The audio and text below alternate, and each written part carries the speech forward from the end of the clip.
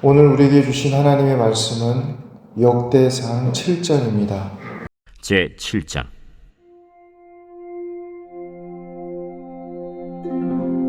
이사갈의 아들들은 돌라와 부아와 야숫과 시므론 네 사람이며, 돌라의 아들들은 우시와 르바야와 여리엘과 야메와 입삼과 스무엘이니 다 그의 아버지 돌라의 집 우두머리라.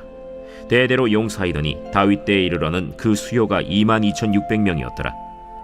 우시의 아들은 이스라히야요, 이스라히야의 아들들은 미가엘과 오바댜와 요엘과 이시야 다섯 사람이 모두 우두머리며, 그들과 함께 있는 자는 그 계보와 종족대로 능히 출전할 만한 군대가 36,000명이니 이는 그 처자가 많기 때문이며, 그의 형제 이사갈의 모든 종족은 다 용감한 장사라.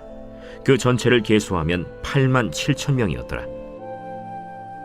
베냐민의 아들들은 벨라와 베겔과 여디아엘 세 사람이며, 벨라의 아들들은 에스본과 우시와 우시엘과 여리못과 일이 다섯 사람이니 다 그 집의 우두머리요 큰 용사라.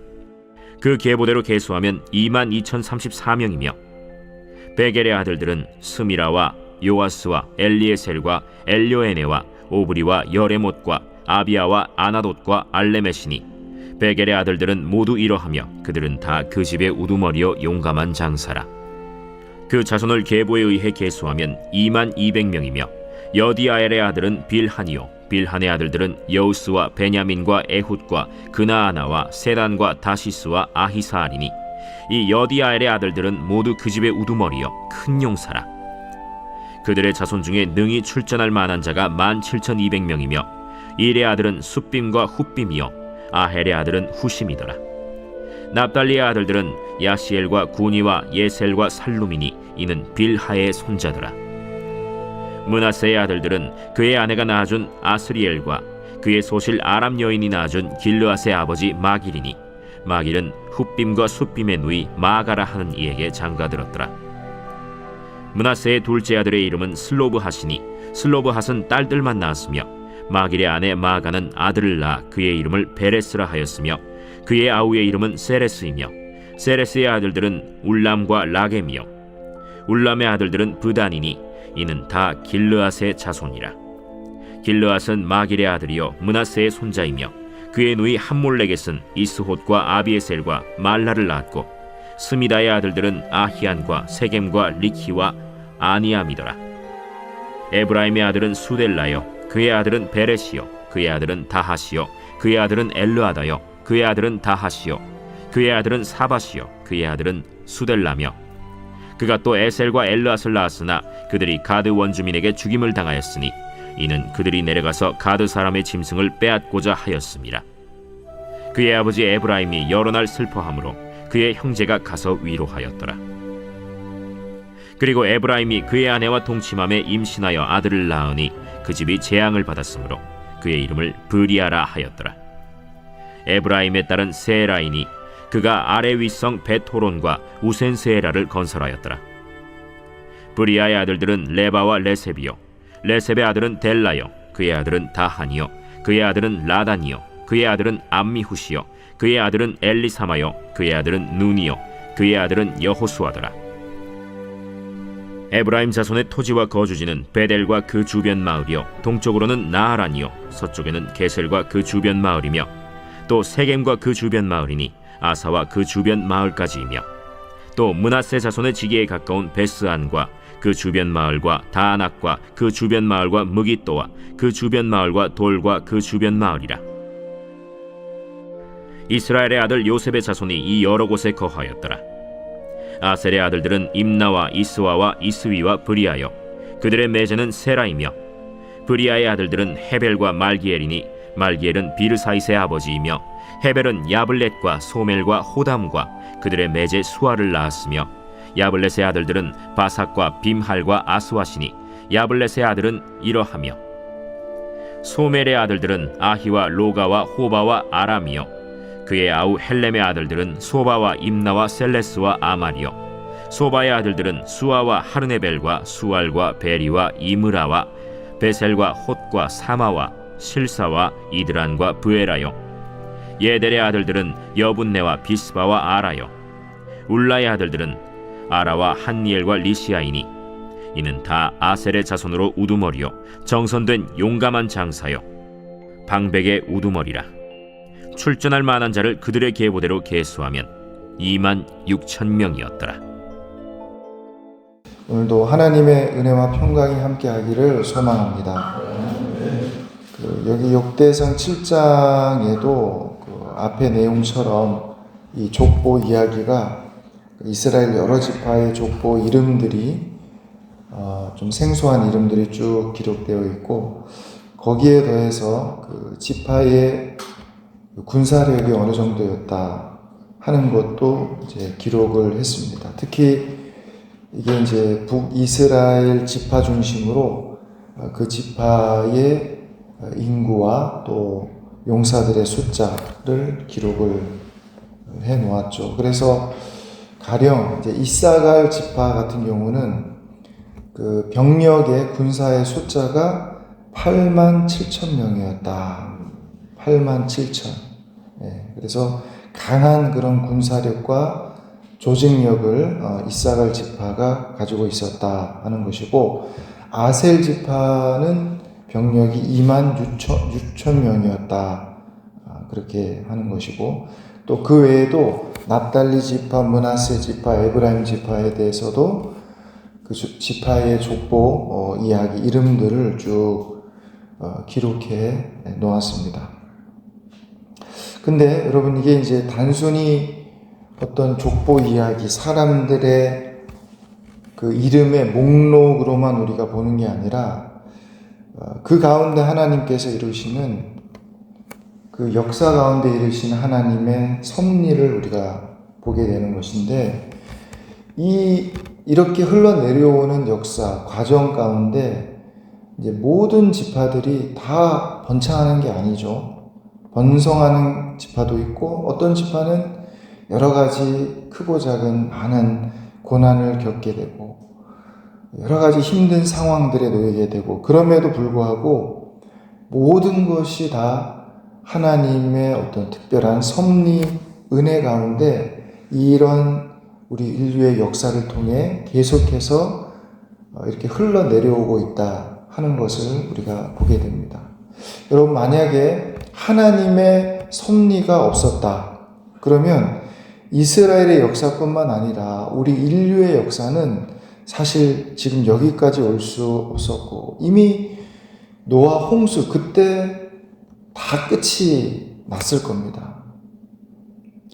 그런데 우리 인간의 이 죄악에도 불구하고 하나님의 특별한 섭리와 그 역사에 힘입어서 우리 인류가 여기까지 역사가 그래도 이렇게 흘러내려오게 되고, 이스라엘의 역사도 마찬가지 그렇게 내려오게 된다 하는 것을 깨닫고 우리가 교훈을 얻게 되는 것이죠. 그래서 역사가 우리에게 주는 큰 유익이 그런 데 있습니다. 여러분, 구약성경 신명기에 보면 32장에 보면 이제 모세가 남겼던 말씀인데 아주 중요한 말씀이 있습니다. 7절에 이런 말씀이 있습니다. 옛날을 기억하라. 역대의 연대를 생각하라. 내 아버지에게 물으라. 그가 내게 설명할 것이요. 내 어른들에게 물으라. 그들이 내게 말하리로다. 신명기 말씀은 구약 성경 중에서도 꽤 일찍 기록된 책인데, 그 중에서 이 32장의 말씀은 모세가 남긴 모세의 노래입니다. 그러니까 모세가 이제 마지막 은퇴 죽기 직전에 하나님께서 모세에게 노래를 하나 지어서 만들어서 백성들에게 가르쳐라. 그렇게 했는데 이 가사가 굉장히 깁니다. 32장 1절부터 43절까지가 노래 가사인데 꽤 긴 그 내용이죠. 그걸 이제 다 외워서, 옛날 분들은, 그러니까 확실히 옛날 분들이 머리가 좋습니다. 이 그 긴 노래 가사를 외워서 그걸 후대에 이렇게 계속 이어지게 그렇게 해서 전수되고 그렇게 이제 내려오게 되는 거죠. 여러분, 우리도 왜 민요나 판소리 이런 걸 보면 가사가 어떤 건 몇 시간씩 하는 것도 있고 굉장히 가사가 길죠. 근데 그걸 다 외워서 합니다. 어떻게 저렇게 할까? 이제 그렇게 할 때 그걸 만약에 어떤 책 읽듯이 이렇게 하면 아마 그걸 외우기가 굉장히 힘들 텐데 거기에 노래를 붙여서 하니까 그렇게 하면 그게 오래 기억에 남습니다. 모세가 여기 신명기 말씀을 후대에 전할 때도 그냥 어떤 이야기체로 한 게 아니라 노래로 했기 때문에 훨씬 오래 그렇게 기억되게 한 거죠. 하나님이 우리 인간들이 기억하는 데 있어서 이야기보다는 역시 노래가 오래 간다 하는 것을 아시니까 모세에게 노래를 하나 지어서 가르쳐라. 그 긴 노래입니다. 근데 그 중요한 한마디가 그 중간에 오늘 방금 제가 읽어드렸던 옛날을 기억하라. 역대의 연대를 생각하라. 내 아버지에게 물으라. 그가 내게 설명할 것이요. 내 어른들에게 물으라. 그들이 내게 말하리로다. 역사에 대해서 이야기하는 거죠. 여러분, 우리 기독교의 신앙 중에 매우 중요한 내용 중에 하나가 바로 이 역대의 연대를 생각하라. 그러니까 지나온 역사를 생각하라 하는 거죠. 지나온 역사를 살펴보고 역사를 생각하라. 우리 교회 같으면 이 교회가 어떻게 시작해서 어떻게 흘러왔고 어떤 일들이 있었는지를 되짚어보라. 계속 그걸 생각하라는 겁니다. 여러분, 우리 기독교에서 강조하는 몇 가지가 있는데 그 하나가 바로 이 역사입니다. 역사. 그리고 또 하나가 윤리죠. 그래서 진리는 언제나 윤리적이고 역사적이고 보편적입니다. 진짜 진리는. 여러분, 이단이 왜 이단이냐? 이단은 전혀 역사적이지 않고 윤리적이지 않고 보편적이지 않죠. 그래서 이단입니다. 그래서 하나님은 언제나 이 역사를 통해서 우리에게 말씀해 왔고 그 역사 그 자체가 어떤 하나의 메시지를 담고 있습니다. 우리가 가지고 있는 이 성경이 어떤 시나리오라면 역사는 그 시나리오를 펼치는 마치 무대처럼 드라마와 같은 그러한 것이죠. 그래서 이제 역사가 참 중요한데 근데 여러분 우리가 한 가지 여기서 생각해 볼 문제가 있는데 그게 뭐냐? 그러면 하나님이 이 모든 역사에 다 개입하시고 하나님이 홀로 역사를 주관하시느냐? 이제 우리가 흔히 기도할 때 홀로 역사를 주관하시는 하나님 막 그렇게 기도할 때가 있죠. 근데 여러분 만약에 하나님이 이 홀로 역사를 하나님이 주관자 된다면 역사가 때로는 잘못되는 것은 그건 전부 하나님의 책임이 될 수가 있는 것이죠. 하나님이 주관했으니까. 하나님이 주관자니까 잘못되면 그건 주관했던 사람분의 책임이 되는 거죠. 근데 사실 여러분 성경 우리가 쭉 보면 하나님께서 마음대로 안 되는 겁니다. 그 조그만한 이스라엘, 우리나라 강원도만한 그 이스라엘 그 한 나라의 역사도 하나님이 마음대로 주관이 안 돼서 애를 태우는 그런 내용을 우리가 보지 않습니까? 구약 성경에 보면. 그러니까 하나님이 인류 역사의 주관자 되신다. 그게 딱 들으면 맞는 말 같지만 엄밀히 보면 그게 맞지 않다는 겁니다. 만약에 하나님이 역사를 100% 다 주관했다면 역사에 잘못된 일들이 얼마나 많습니까? 그 책임은 다 하나님께 있는 거죠. 그러면 하나님이 심판하시는 분이 아니라 오히려 그 책임에 대한 심판을 받아야 되는 그런 분이죠.